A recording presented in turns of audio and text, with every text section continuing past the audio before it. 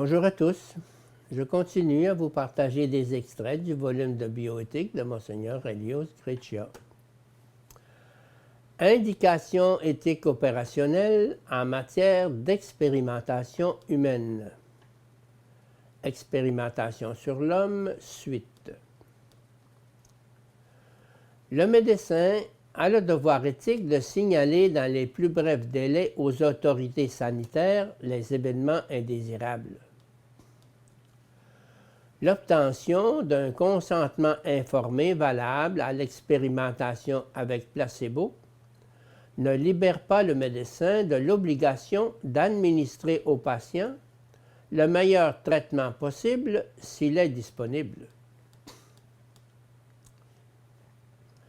Appréciation éthique et cas concrets.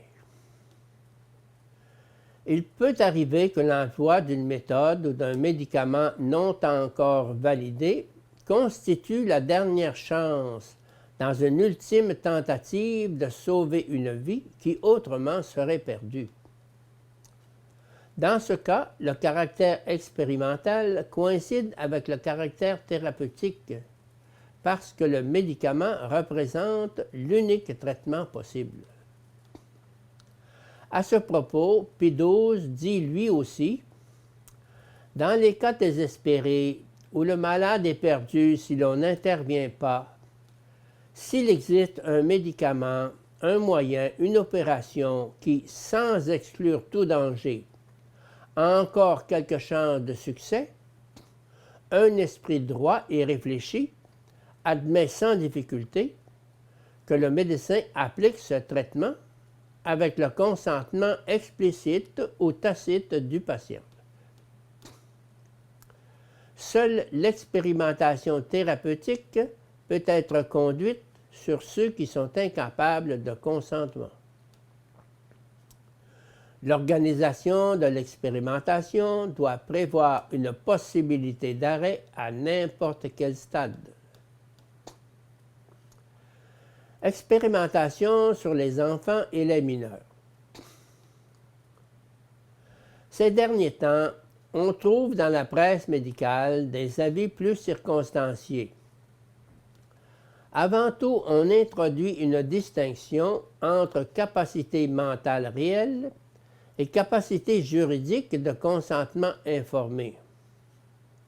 Sur le plan du consentement, il y a en effet une grande différence entre l'enfant de 5 ans et l'adolescent de 15 ans, capable même de contracter un mariage valide. L'expérimentation sur fœtus et sur embryons humains.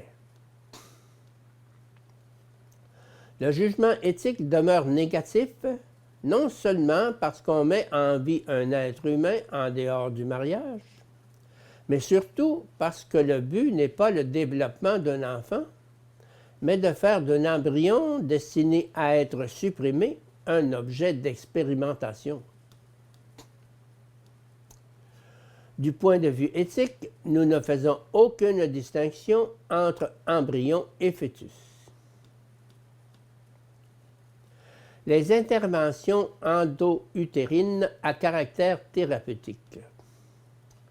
On assiste aujourd'hui, avec le progrès de la science et de l'assistance prénatale, à la diffusion des interventions de chirurgie fœtale.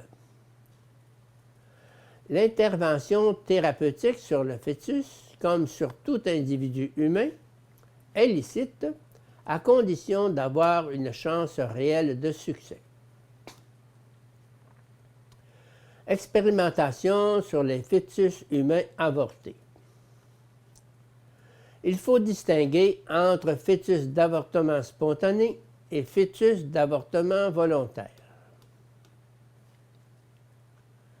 Quand le fœtus provient d'un avortement volontaire, et c'est une chose que les chercheurs savent, leur utilisation peut être en soi licite s'il n'y a eu de leur part aucune concertation, accord préalable ou approbation de l'avortement.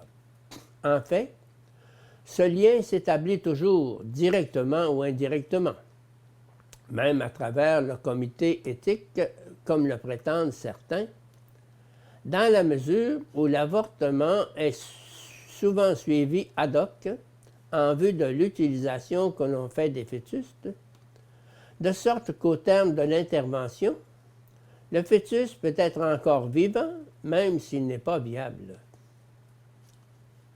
Dans le cas de fœtus provenant d'avortements spontanés, pour lesquels, outre le constat de mort, il faut avoir le consentement des parents ou de la mère, il faudra exclure toute forme de spéculation ou même de transaction commerciale. Dans son document sur l'embryon humain, le Comité national de bioéthique considère comme moralement admissibles les expérimentations à des fins non thérapeutiques sur des embryons morts obtenus par avortement spontané ou induit, à condition que les parents donnent leur consentement libre et informé et qu'il n'y ait aucun lien entre le personnel médical et ou l'institution qui pratique l'avortement volontaire et ceux qui conduisent l'expérimentation.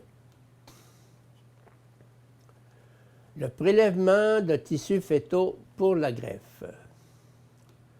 La protection des embryons doit être assurée aussi par les règlements et les lois. Il est surprenant qu'il n'existe aucune loi dans ce domaine, alors qu'il en existe pour la défense des animaux utilisés pour l'expérimentation et pour les autopsies sur les cadavres.